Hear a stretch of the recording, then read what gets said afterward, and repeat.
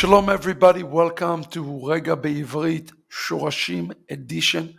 I hope you're blessed being here with us every week in every language. We're learning Hebrew together and we're decoding the book of Dvarim that is known by the name Mishneh Torah together. This week we are Parashat Vaetjanán.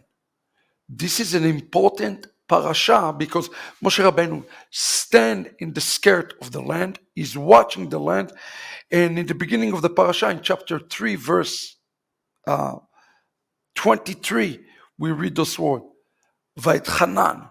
He's calling up to Hashem. It's come from the Hebrew word in modern Hebrew, etchanen, which is rooted in the word tchina. Well, what is tchina exactly? Chazal explain that the nature of the prayer of Vaetjanán that Moshe was praying is a prayer of repetition. Is a prayer that lead him to ultimately for God to say, Rav lecha Moshe, enough Moses. I don't want to hear it anymore in any other way. And the question is, was Moses allowed to enter to the land? The answer is actually yes. And if you want to know why, please watch some of my sermons on Vaetjanán so you understand why. But I want to talk about the significance of the nature of the prayer that he was praying. Chazal says here, we can understand two matters from the nature of the prayers. One, in the matter of spirituality, and a man ascension, a person ascension to a higher realms. It says, mutar lo la'adam litakesh. When a man seek a spiritual ascension, it is okay for him to fight with the heaven. This word itakshut is the word of spiritual preference, spiritual persistence in prayer. And this word here, the Tchanan, is a word that represents this spiritual persistence. God, I am not moving until I hear with you.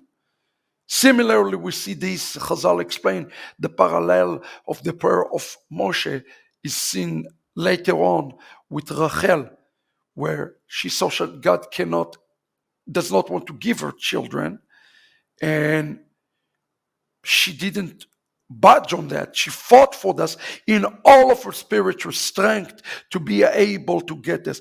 Because when a man strengthened, it says, to ascend up, it says in Sanhedrin 105, chutzpah klapei shamaya meinei, which means chutzpah for the heavenlies. Standing for the heavenlies is not only tolerated by the heavenlies, they are welcomed by the heavenlies. Wait a second, I thought chutzpah is something bad. Not really.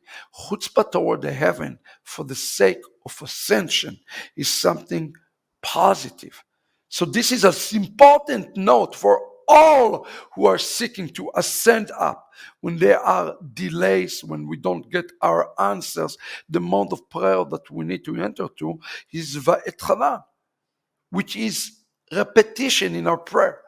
Now we know what Yeshua says. He says, why are you repeating your prayers like the heathens? That's not the same thing, friends. We have to understand. Itakshut with all of our strength will lead always for a prayer to be answered. Remember this. This is a very important message for us today. Some of us are praying, but our Etchanan is very weak. And we stop as soon as we don't get the answer.